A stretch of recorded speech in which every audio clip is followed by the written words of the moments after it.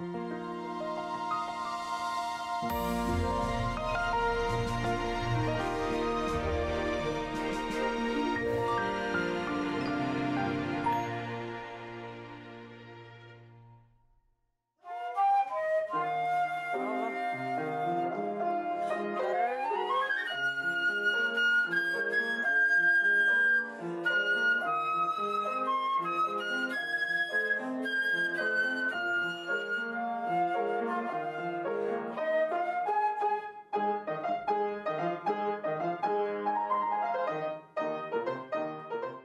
моей семье нет музыкантов, только я занимаюсь музыкой.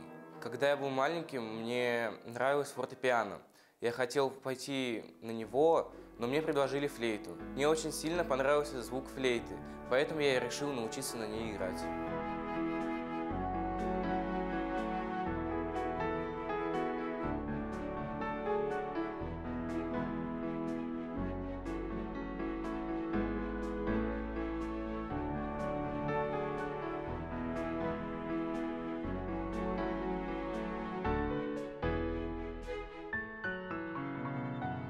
Даниил очень серьезный и совсем не многословный. Но мне нравится, что он меня понимает с полуслова. Он все чувствует, много работает и редко собой доволен, надо сказать, да. То есть, если у меня даже критерии как-то ниже, а он вот расстраивается, что у него что-то там не получается не так, как он хочет. Самая большая награда, когда он просто улыбнется. Значит, чем-то доволен. Да так он вообще очень серьезно всегда настроен.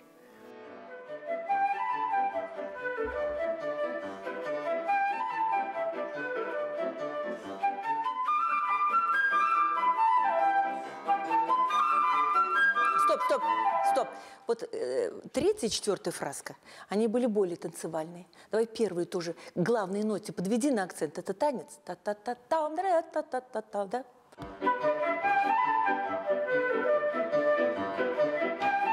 Сейчас перед детьми большие, так скажем, просторы, большие горизонты открыты в выборе дальнейших профессий. Поэтому мало кто идет по профессии, но идут уже лучшие самые, конечно. Здесь целая система у нас образования, которую у нас в России сохранили, вот эту трехступенчатую. То есть это и музыкальная литература, и слушание, сольфеджио, теории, хор обязательно сейчас у всех детей хор. И вот это вот только вот это вот все совместное вот обучение откладывает в них такую вот культуру какую-то, понимание музыки, духовность. Мне кажется, наша задача вот помочь открыть это окно в классическую музыку. Ведь, как и в языках, если мы не понимаем, о чем говорит человек на незнакомом нам языке, мы не придаем значения его словам, так? А если мы понимаем, то мы слушаемся в смысл, о чем, да? Лей, звук, открой горлышко.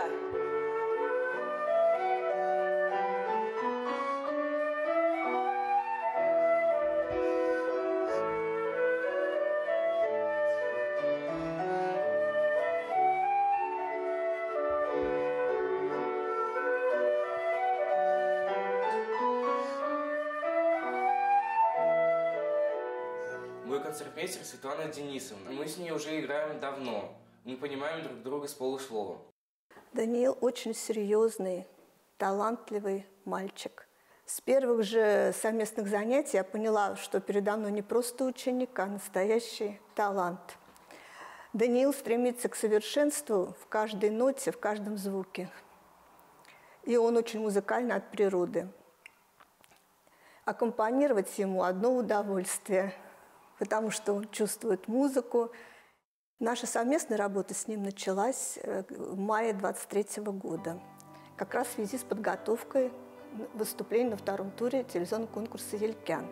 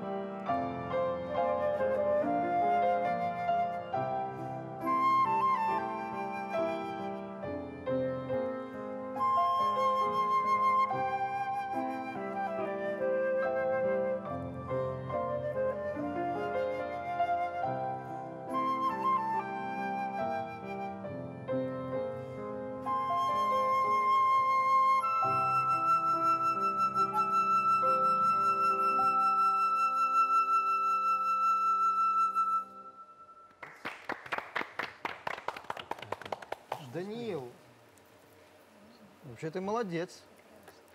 Я, коллеги, как говорят, вечер перестал быть томным. У нас вместо конкурса на духовых инструментах образовался очень серьезный конкурс флейтистов. Причем все ребята довольно серьезные. Крепкие, да? Да, это очень приятно, что в Салавате тоже есть ребята, которые готовы так устроить конкуренцию спецшкольникам. Это хорошая заявочка. Скажи, пожалуйста, ты в каком классе учишься? В 6-м. В 6-м, и сколько лет ты играешь? На большой флейте 3 года. 3 года? Да. Очень хорошо. Такой, знаешь, взрослый тембр, такой округлый звук. Это прекрасная работа, ну, безусловно, твоя, но в первую очередь заслуга твоего педагога, который тебе это все показала. Просто и вибрато такое. Немножко увлекаешься вибрато в момент перехода. Иногда бывает нечистый переход из-за вибрации. Такой уже ты играешь как рампаль. Знаешь такого флейтиста? Слышал, да. Слышал? Записи вообще слушаешь флейтистов? Да, конечно. Кого? Кто самый любимый? Ну, Буряков. Тот же самый рампаль. Вот. И Буряков, безусловно, один из самых ярких из ныне живущих в мире флейтистов. Поэтому молодец. Вот, вы знаете, вы нам открыли дорогу. Вдруг раз, и нам распахнулось окно. Мы можем играть башкирскую музыку у нас и даже на телевидении. В общем, дети играют с удовольствием башкирскую музыку. Она же очень интересная. Мы 3 года назад узнали об этом конкурсе, телевизионном конкурсе «Елькян». Очень обрадовались, потому что мы всегда смотрели, и «Синие птицы» у нас на российских каналах. Был вот такой телевизионный интересный проект, и на всех 3 мы принимали участие. Интересно было, дети познакомились с вот этой атмосферой интересной телестудии. Вот. На 2-м конкурсе также победила наша участница. Это в номинацию «Духовые инструменты» Бартенева Анастасия. Очень большой для нее это был стимул, послужил, что она и потом и в Артеке. В этом году она нас в Сириус прошла. Также это класс преподавателя Дудник Людмила Александровна.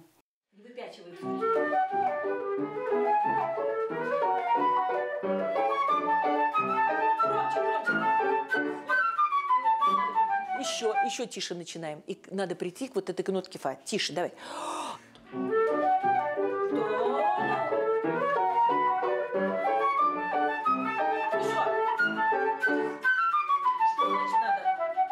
Еще тише начать и сэкономить до кульминации фа диез.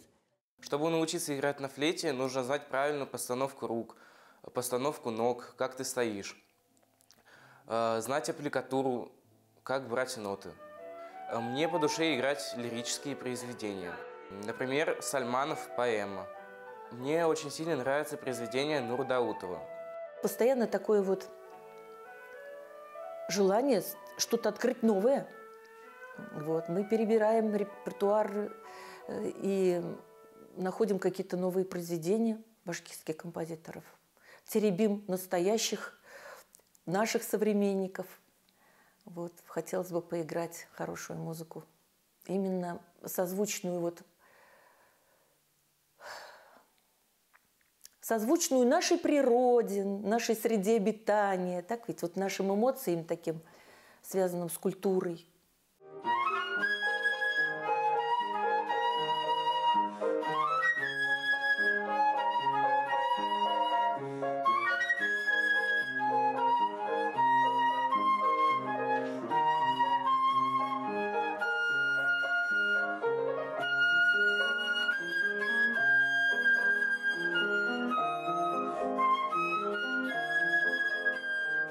Меня родители не заставляют играть на флейте. Я могу заниматься часами. Иногда бывает то, что не хватает времени поиграть на флейте из-за домашних заданий, потому что задают много. Но я нахожу время и занимаюсь. Я считаю, что в музыкальной школе главное не привить аллергию на музыку. Бывает подростковое отклонение, когда приходит ученик, был у меня такой случай, кладет ноты и говорит: все, не хочу больше учиться, ухожу. Я говорю: ну что ж, ноты-то мне принес, сдай в библиотеку. И вот несколько раз порывался к двери, а потом все-таки вернулся и говорит: ну ладно, пока останусь. Но я думаю, не потому, что лень в библиотеку идти, а все-таки что-то цепляет здесь еще. Потом, у нас же индивидуальное общение. И, возможно, вот даже не конкурсы, а зачеты, кратковременные переживания. Все равно музыка – это эмоции же. Вот. И вот эти переживания, они как-то душевно объединиться помогают. И вот они мне, в принципе, становятся родственниками к концу обучения. И дети, и родители. И вот мы общаемся и с бабушками, и с дедушками до сих пор. Мои родители не музыканты, но они постоянно просят меня играть. И я им с удовольствием играю. Я благодарен своим родителям за то, что они меня привели к музыке. Папа, мама всегда присутствуют на всех концертах, приходят на все конкурсы. Папа всегда возит его, не доверяя никому.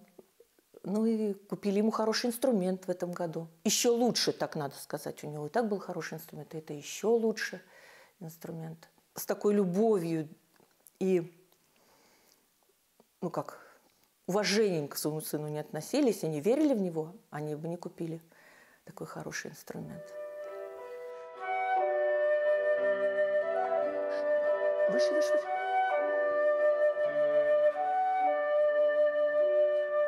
С моей учительницей Людмилой Александровной мы были на многих конкурсах. Она меня поддерживает, она всегда рядом, она поддерживает и вдохновляет. Людмила Александровна, у меня номер 9. Это мое счастливое число. Я думаю, оно тебе принесет удачу.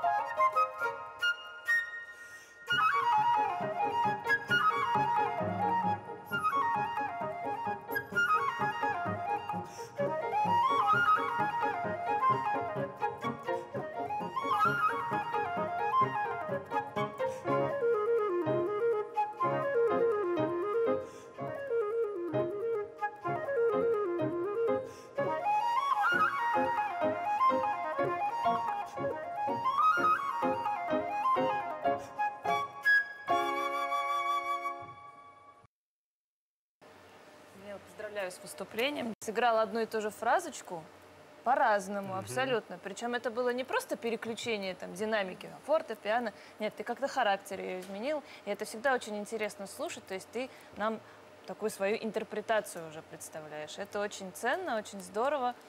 Желаем тебе удачи. Продолжай дальше обязательно. Всего самого-самого лучшего. Молодец. Спасибо. Молодец. Хочется отметить прекрасный ансамбль ваш. Спасибо вам. Спасибо. Поздравляю. Когда зашел в студию, мне было очень волнительно, потому что в таком конкурсе я первый раз. Столько камер.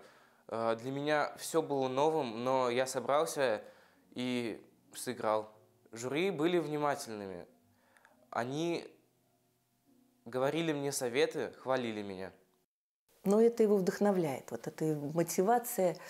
Ведь на конкурсе, играть на конкурсе, это ведь более широкому слушателю показать свое творчество. Приготовить очень вкусное. И все равно этот торт, даже если ты неделю будешь есть и радоваться, тебе большой радости не принесет. А если ты угостишь своих друзей, всегда радости больше. Так ведь? Вот. И вот я считаю, что музыка – это вот такой труд, который требует слушателя. Вот это вдохновляет. А конкурсы – это ведь не просто, что ты играешь, есть возможность послушать еще кого-то, чему-то поучиться, обменяться опытом. Ну и выступить на большой сцене – это, конечно, великое счастье. Раз, два, три, четыре.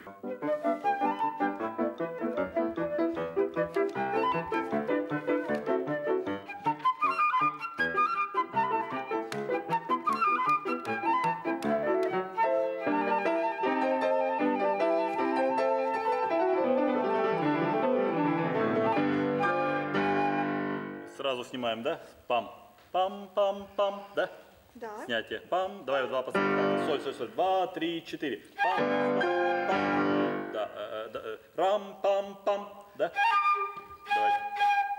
Да, коротко, короткое снять. Так, поиграй дома 152 четверть. Ладно? На всякий случай. У тебя блестяще все. Просто на всякий случай где-то там какие-то с оркестром, чтобы было идеально. Все, большое спасибо. Браво, браво, молодец. Дирижер дал мне наставления, показал, как нужно играть, подбодрил меня, замотивировал. Мне бы хотелось хорошо выступить на сцене, но для этого нужно очень много заниматься, репетировать и репетировать. Мне очень интересно играть с оркестром, открыть для себя что-то новое.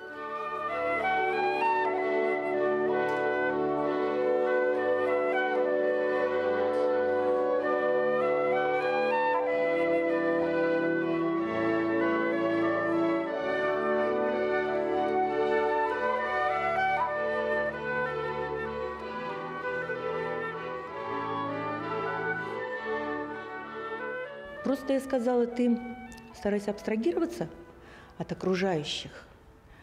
Вот войди в образ, потому что много значит, в каком характере ты сыграешь. Вот мы играем танец из молодежной сюиты, вот ты представь, что ты самый ловкий танцор. Вот сейчас ты как отстучишь, оттанцуешь, вот, и все тебе будут аплодировать. Надо порадовать слушателя. Загир Исмагилов. Танец из молодежной сюиты. Исполняет Даниил Иванов. Флейта. Детская музыкальная школа. Город Салават. Класс преподавателя Людмилы Дудник.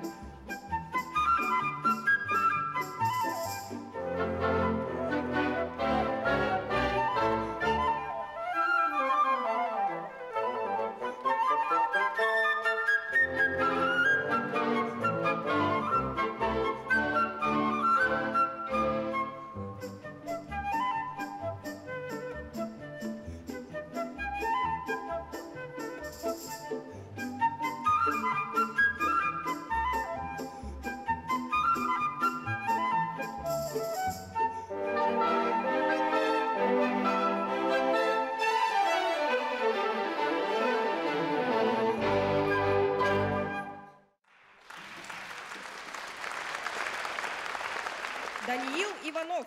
Когда я вышел на сцену, было очень волнительно, потому что был прямой эфир. Но я собрался и сыграл. Эфир смотрели все мои друзья, родственники, и все меня поддерживали.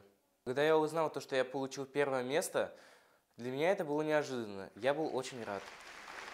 И лауреат первой премии Даниил Иванов, город Салават.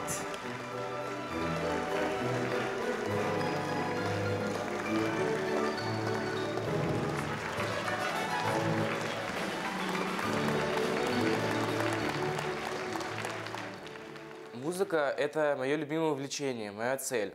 В будущем я планирую поступить в музыкальный колледж, а затем в консерваторию. Хочу стать известным музыкантом и играть в Национальном симфоническом оркестре.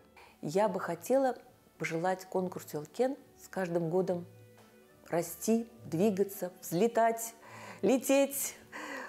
И, может быть, не под парусами, а еще и с крыльями. Ну, очень радостно, что есть такой конкурс.